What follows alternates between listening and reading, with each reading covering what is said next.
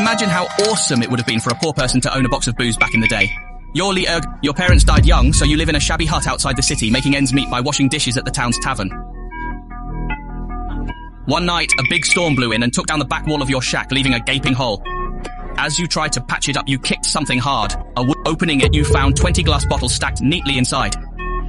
The clear liquid made your head spin. It was that box of alcohol. Have you ever seen something so rare? You unscrewed one bottle to take a sniff and coughed like crazy, thinking, this stuff's even stronger than burning blades. Probably undrinkable. The next day, when you went to wash dishes at the tavern, as soon as you walked in, you saw the owner's wife holding her kid, crying that the doctor's medicine hadn't helped and the kid's skin was burning up. The owner was stressed out, pacing in circles, yelling at you for looking so glum and telling you to get to work.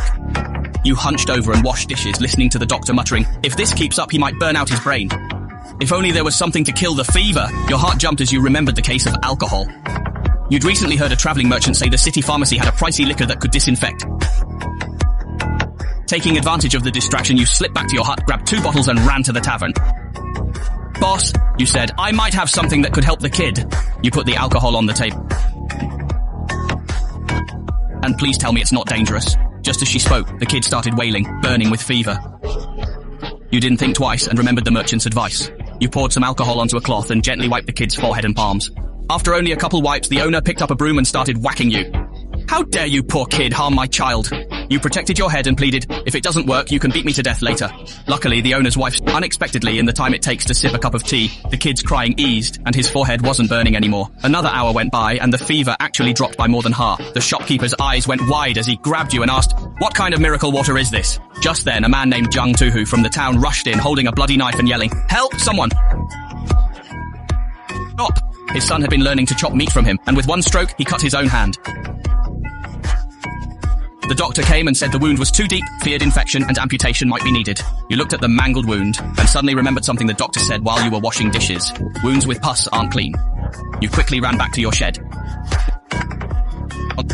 Off and cleaned Tuhu's son's wound. At first, the kid screamed in pain, jumping up and down, but after it was cleaned, the bleeding slowly stopped. Word spread fast, and early the next morning your shabby hut was surrounded by old farmers with sores, vendors stung by wasps, and even martial artists from the escort agency who were cut by knives, all holding copper coins begging for your miracle water.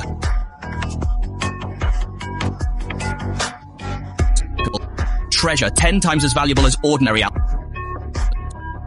Instead, every day you would take out a set amount of alcohol to treat wounds, and the copper coins you got were enough to eat white flour.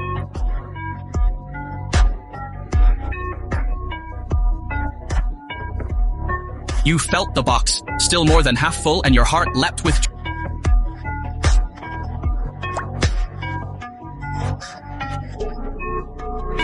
That day, as you counted your copper coins and looked at the new fence outside your broken straw hut, you couldn't help but hum a tune.